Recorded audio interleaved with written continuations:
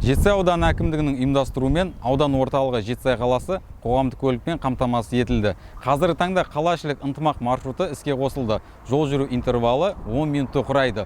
Жол жүру құны 50 теңге. Бұдан бөлек қалашілік екі бағыттың сызбалары мен кестелері бекітіліп, жеңімпаздар анықталған. Аталған бағыттар толығымен іске қосылған соң, Жетісай қаласы 90% қоғамдық көлікпен қамтылатын болады. Жол жүру құны жергілікті атқарушы орган тарапынан бекітілген қаулыдан аспайтын болады. Егер де тасымалдаушы шығыны өз құнын ақтамаған жағдайда, мемлекет тарапынан тасымалдаушыға субсидия берілетін болады.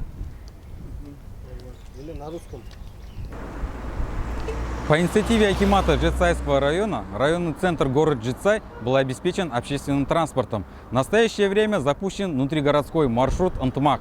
Интервал проезда составляет 10 минут. Стоимость проезда 50 тенге.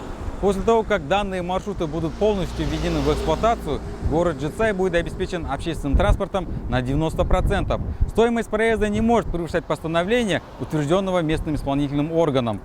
В случае, если расходы на перевозку не компенсируют свою стоимость, государство будет субсидировать расходы перевозчика в рамках закона.